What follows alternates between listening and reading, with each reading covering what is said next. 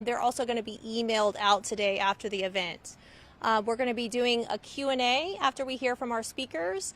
And when we open up for questions, please state your name and outlet before your question. Our speakers today are Peter Orth, and he's the Senior Supervisory Special Resident Agent for our Yakima and Tri-Cities resident agencies for FBI Seattle. We also have Sheriff Mike Morrison here today to speak with you. And so now I'll invite our speakers up to the podium to say a few words. Thank you.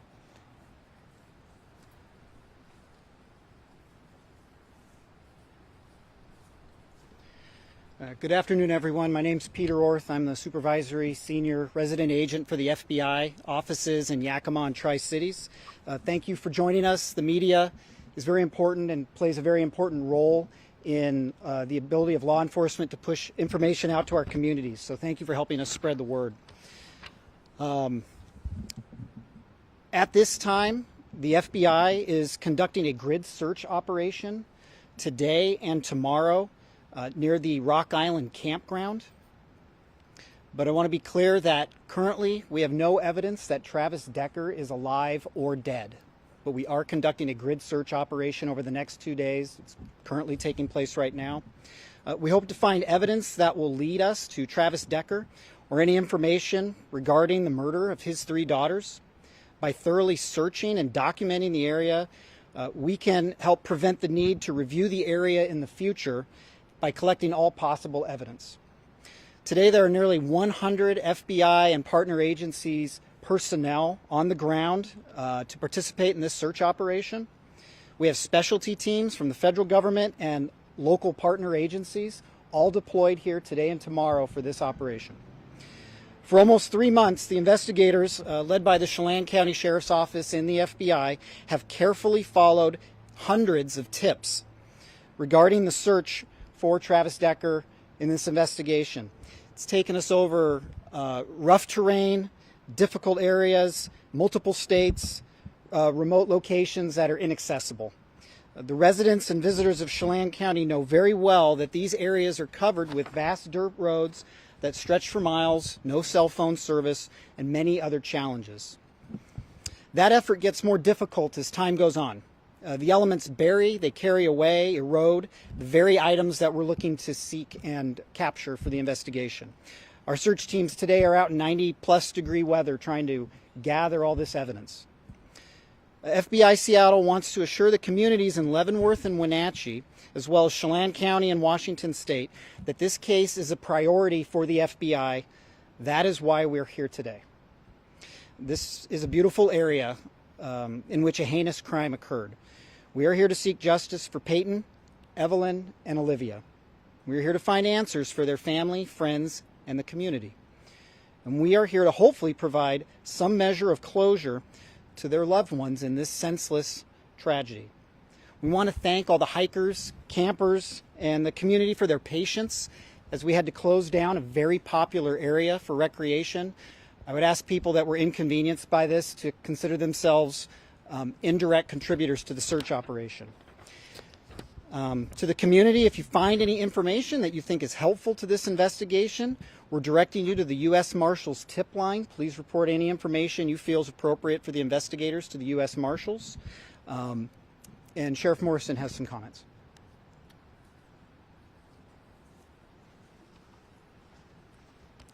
Thank you. Thank you all for being here again. I just want to publicly recognize Peyton, Evelyn, and Olivia again. We have not forgotten about them. We still send our thoughts and prayers up to them. We're thinking of their family during this time. But more importantly, I just want to say thanks to the Seattle office of the FBI and all the partnering offices that have also come out to support this current operation. We've made it very clear over the last 3 months that we have not given up. We've continued to track down leads. Our investigative unit continues to follow up on evidence that's coming back from the Washington State Patrol.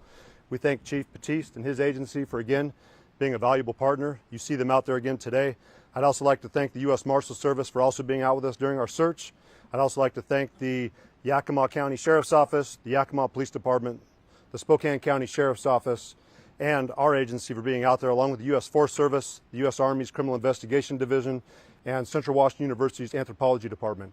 Again, we recognize Chelan County Sheriff's Office as a medium-sized agency. We couldn't do this investigation on our own without our partners coming alongside of us, providing us the resources we need, in order to give the kind of investigation that these 3 young girls deserve, their family deserves, and more likely that our community also deserves. We want to bring closure. We want to bring answers. We understand the frustration. We're feeling it as well. It's been 3 months. We would love to have Travis Decker in custody, standing in front of a judge. We recognize that at times these kind of investigations take time. It's going to take perseverance. And as we saw with our partners in Okanagan County Sheriff's Office, after 3 years, they were able to track down their homicide suspect, unfortunately deceased in a homeless camp in Spokane. We recognize that those are the kind of outcomes that do come over time. So it's going to take patience, understanding from our community. Again, we appreciate Whitney, her family, the girls' families and friends for being patient and understanding with the Sheriff's Office, and being understanding that our partners are doing anything and everything possible to do a thorough investigation, following up on all leads, and not limiting any kind of resources that are available. I appreciate the funding that's come in to allow this kind of operation to take place today. You've seen this over the last several months with our partnering and neighboring agencies, not only nationally within the state, but also internationally, that have followed up on leads on our behalf. Again, the Sheriff's Office and the citizens of Chelan County are appreciative. We'll continue to be appreciative.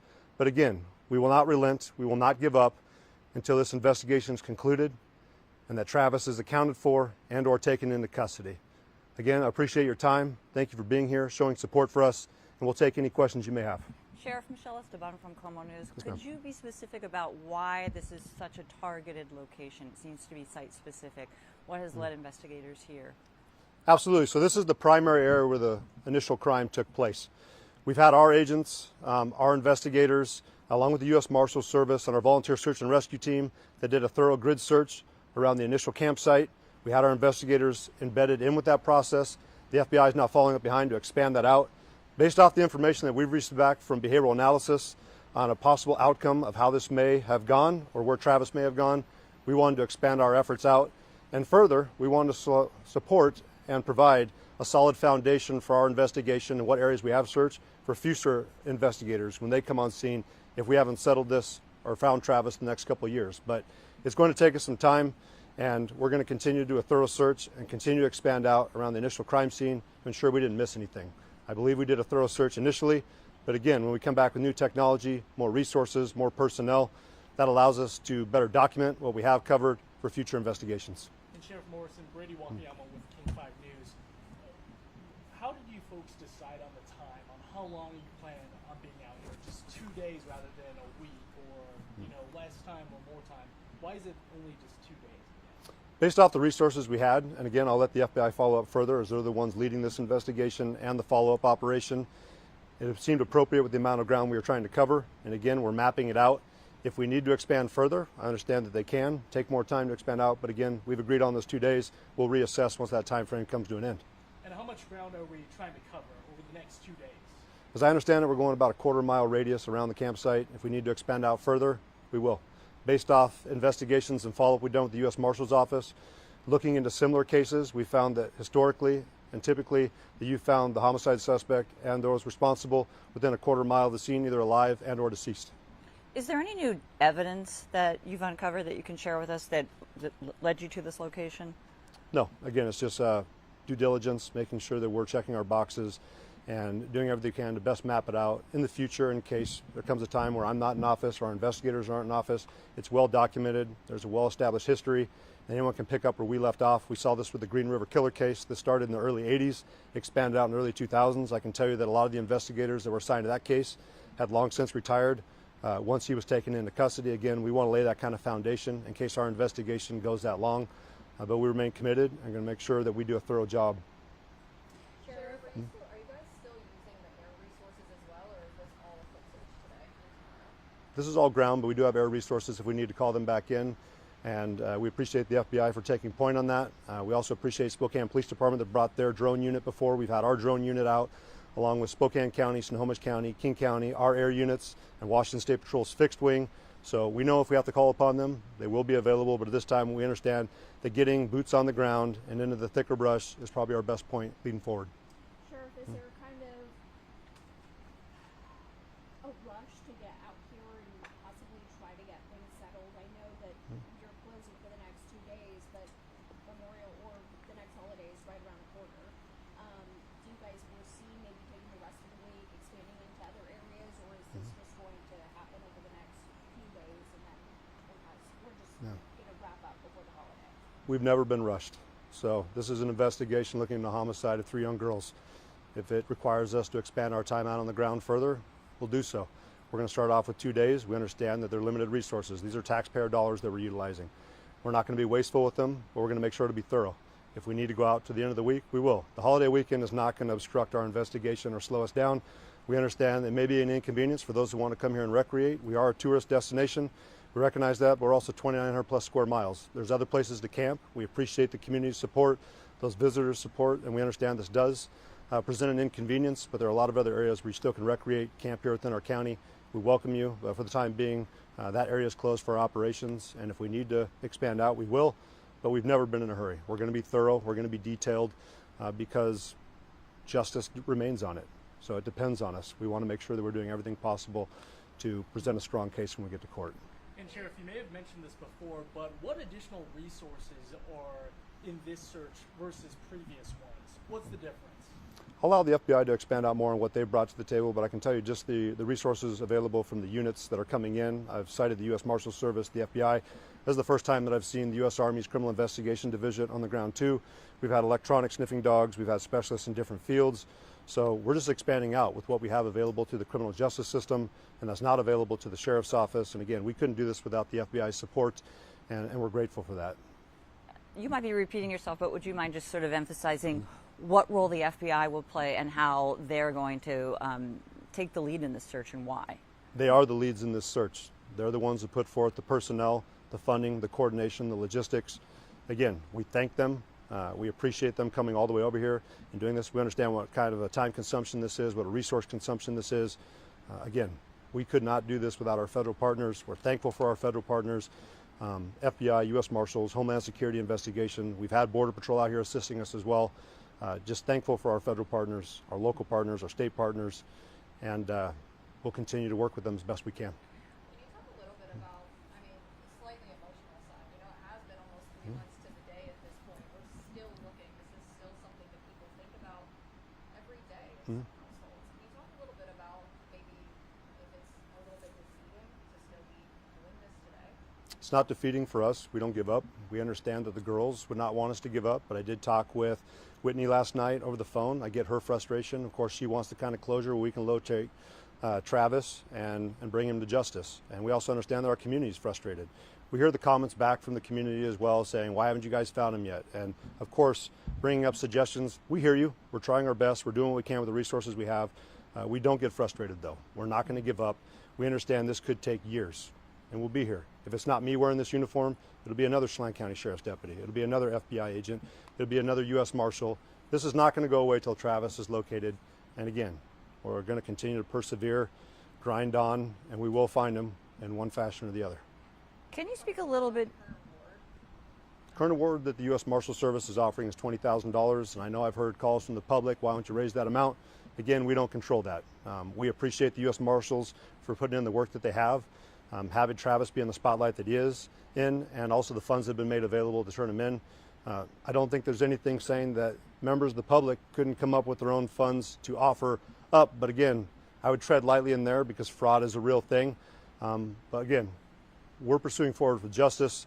We hope that individuals do take the award as a serious offer, and we'll continue to work with the Marshal Service. If we're able to get additional funding, we're grateful for that as well. Can you speak a little bit to, I know we've talked about the terrain extensively, his military training, but what is the likelihood with the type of weather we've experienced that Travis Decker is alive at this point? Yeah, we'd never presume that he's alive or dead until he's accounted for or found in one fashion or the other. I've said it before, I don't believe he's special in any way. He was part of the military. I appreciate his service. Right now, he's a criminal at large. He's wanted for murder and kidnapping. We have other individuals on the ground that are more trained, our instructors in this field, are actual survivalists, and I feel like we have the right members on our team, and he's got a lot of people hunting against him. I've said it before, he's got to be perfect every single day. We just have to be perfect once, and if he is still alive, I got to imagine he's pretty tired by now. But we understand the likelihood that there could be a potential that he is deceased, but until we find him, alive or dead, we're going to continue to search. Question for Agent Orth, if I could. Sir. The question was asked, sir, about resources. Jefferson Robbins with NCWI TV. the question was asked about FBI resources, and I know this is characterized as a grid search, but can you say anything about the people involved in the grid search? Are there people with specialties, special skills that you wanted to have for this operation? Yeah, absolutely. So we brought in people with specialty skills. The FBI maintains what's called the evidence response team. We have many of those individuals embedded with the teams. We have members of the FBI SWAT team embedded with each of the search teams that are out there. And to be clear, there are a number of search teams that are searching this area. It's not one big team moving around. It's several smaller teams. So we have those experts there. We have experts from outside agencies that are here. So we have electronics experts currently on the ground right now at the Rock Island Campground. So any possible investigative or search personnel that would bring an expertise to the table, they are here today. The notice of the closure of the Forest Service area came out on Friday. How far in advance was this operation planned? It's something we've been discussing for a while. It takes a long time to put this many resources, 100 people together with the right expertise in the same place at the same time. We also didn't want to, impact the public unduly because this is such a popular area. So I would just say weeks and weeks. This has been in the works. Maybe actually more than that. Were you counting on this weather? We'll take it. We'll take it.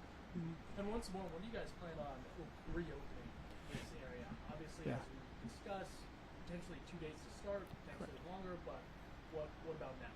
So right now the game plan is for the area to be reopened Tuesday evening to the public. If we will change that if something during the search dictates that we need to. But at this point, it will be reopened Tuesday evening. And around what time? Do you have a Yeah, the Forest Service websites post a specific time. I believe it's roughly 5 o'clock. The Forest Service website has it for sure.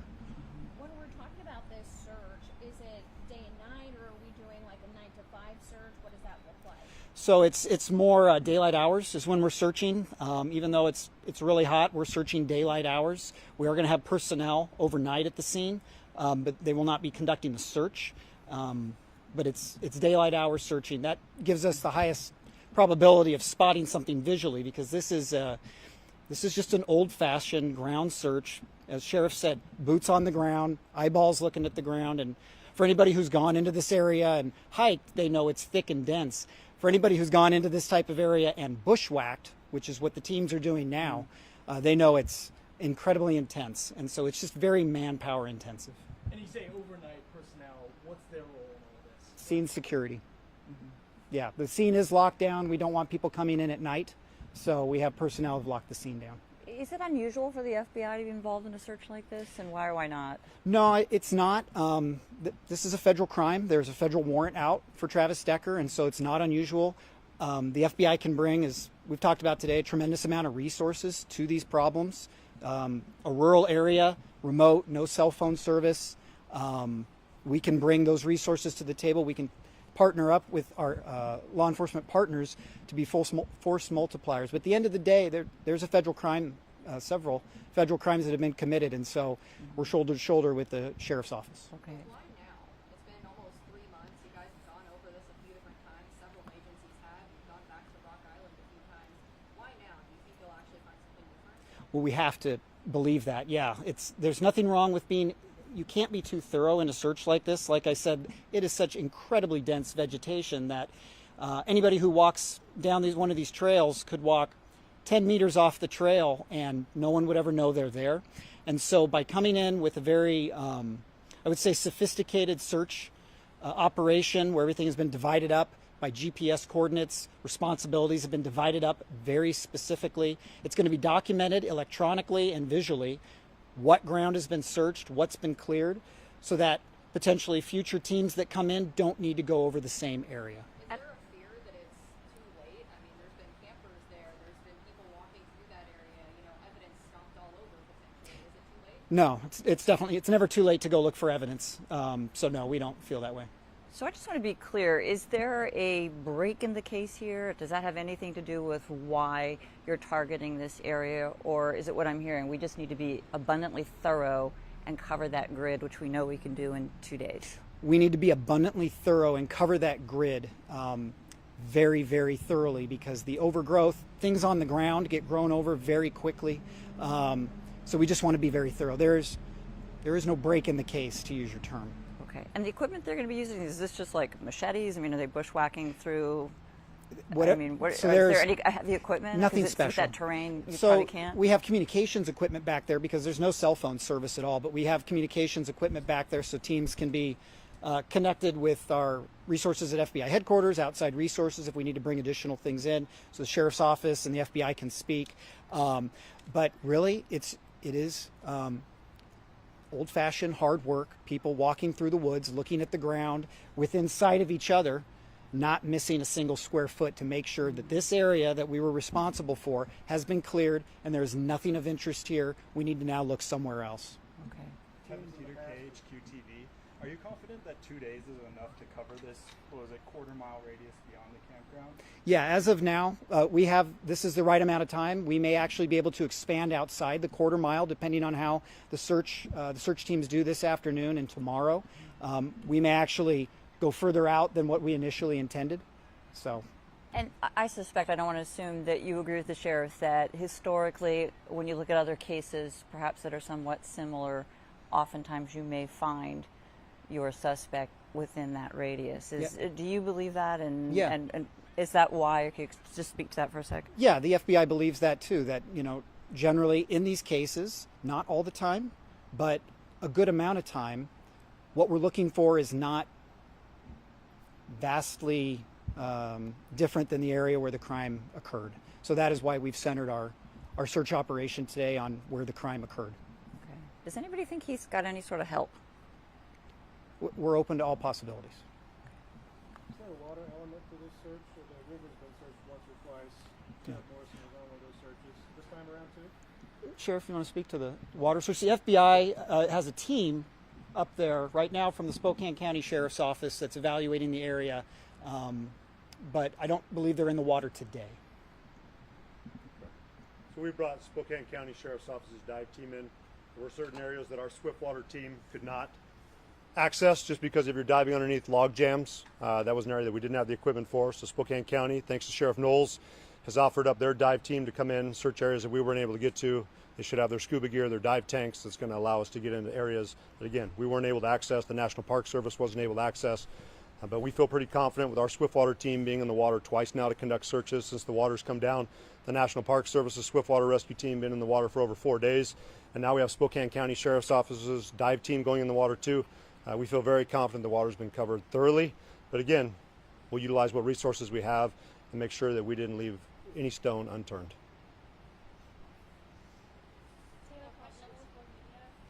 Beyond the grid search, do you guys have any other specific areas that you're keeping an eye on that are identified? So for today, the operation is the grid search centering at the Rock Island campground.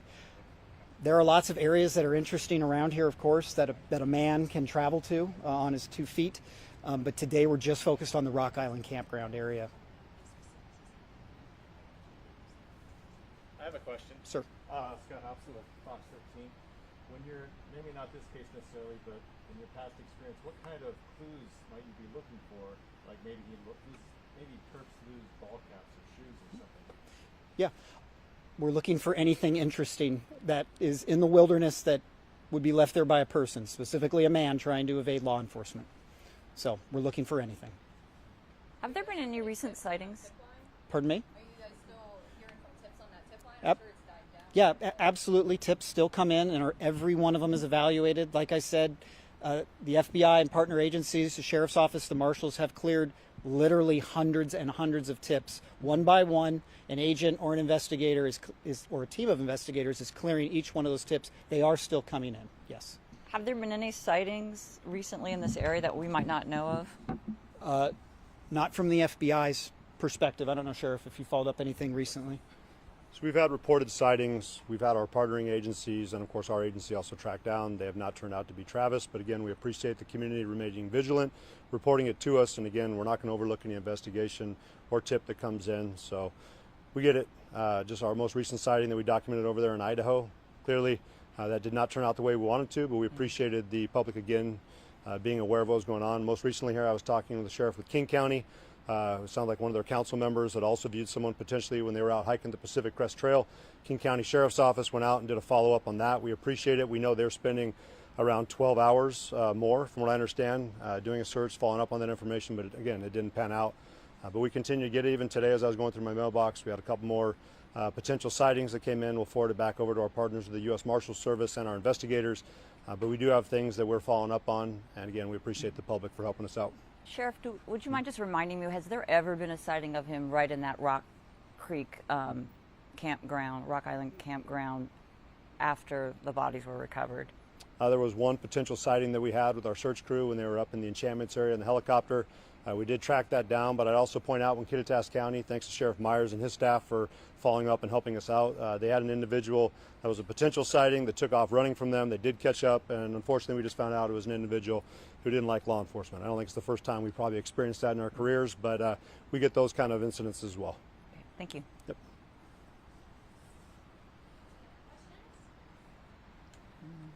Coming out today, everyone.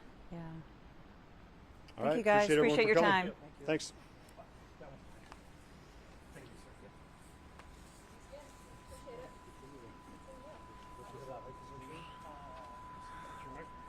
So I thought we were going to